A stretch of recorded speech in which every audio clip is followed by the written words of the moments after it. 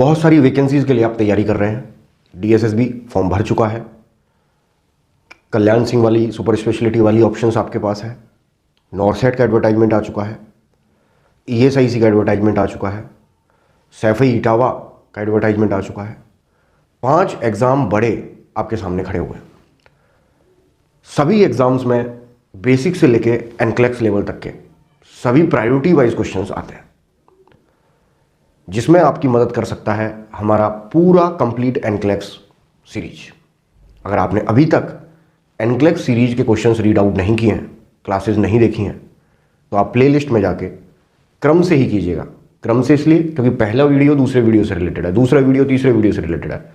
Questions क्या है जो मैंने सॉल्व करवाए हैं एनक्लेक्स के, जैसे मान लो मेंटल रिटार्डेशन पे क्वेश्चन आया, तो अब 10-12 क्वेश्चन मेंटल रिटार्डेशन पे ही चलेंगे, मतलब उस टॉपिक से रिलेटेड सारे क्वेश्चन एक साथ हैं।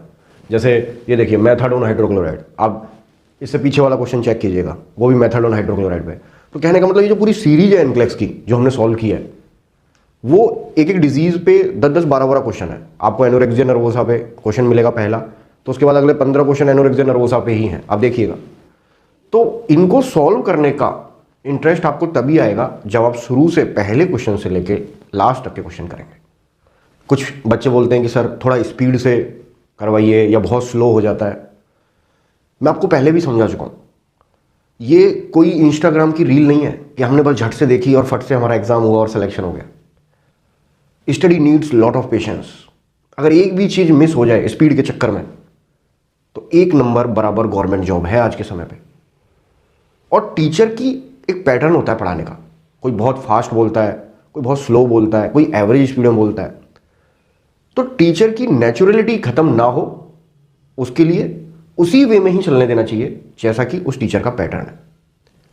एक और खुशी की बात मैं आपको बताता हूं, 308 क्वेश्चन हो चुके हैं टोटल। जिस बुक को हम रेफर करते हैं, टोटल 350 से ज्यादा क्वेश्चन उसमें नहीं, यानी जल्दी ही साइकेट्री की एनक्लेक्स पैटर्न वाले क्वेश्चन, जिसमें पूरे 350 क्वेश्चन आ जाएंगे, 308 तो हो ही गए, वो खत्म होने वाले हैं। यानी साइकेट्री की एनक्लेक्स सीरीज खत्म होने वाली है। और जिसने ये 350 क्वेश्चन कर लिए ना, उसके पूरी साइकेट्री कंप्लीट है। मतलब उसे फिर कुछ और पढ़ने की जरूरत नहीं है कहीं से भी। इसमें सब कुछ है, हर डिजीज के बारे में 10-10, 15-15 क्वेश्चन है। तो जुड़िए उपेंद्र सर लेक्चर से। शुरू करते हैं मेथाडोन हाइड्रोक्लोराइड पर एक और question. When methadone hydrochloride dose is lower, methadone hydrochloride जो कि लास्ट क्वेश्चन में हमने देखा था कि नार्कोटिक की इलिसिट ड्रग है, मतलब लीगल ड्रग है, लोअर हो गई मान लो उसकी डोज, तो nurse must observe the surgical client who is addicted for of narcotic for evidence of, कि नर्स क्या ऑब्जर्व करेगा उस सर्जिकल क्लाइंट में जिसकी मेथाडोन हाइड्रोक्लोराइड डोज चलनी थी पर वो डोज किसी वजह से लोअर हो गई, कम गई है, तो और वो क्लाइंट नार्कोटिक का एडिक्टेड रहा हुआ है, तो वो नार्कोटिक का एडिक्टेड रहा हुआ क्लाइंट है, उसकी जगह हमने लीगल ड्रग दी थी मेथाडोन हाइड्रोक्लोराइड, वो डोज लोअर हो गई है। अब नर्स क्या ऑब्जर्व करेगा कि इस क्लाइंट में क्या दिख सकता है, यानी घुमा के वो क्या पूछ रहा है कि मेथाडोन हाइड्रोक्लोराइड अगर कम हो जाए तो क्या आप एक्सपेक्ट कर रहे हैं एक ऐसे मरीज से जो नार्कोटिक एडिक्टेड है। Piloerection, lack of interest in surroundings दिखेगा उसमें, उसे सराउंडिंग्स में आसपास के एनवायरनमेंट में इंटरेस्ट नहीं आएगा।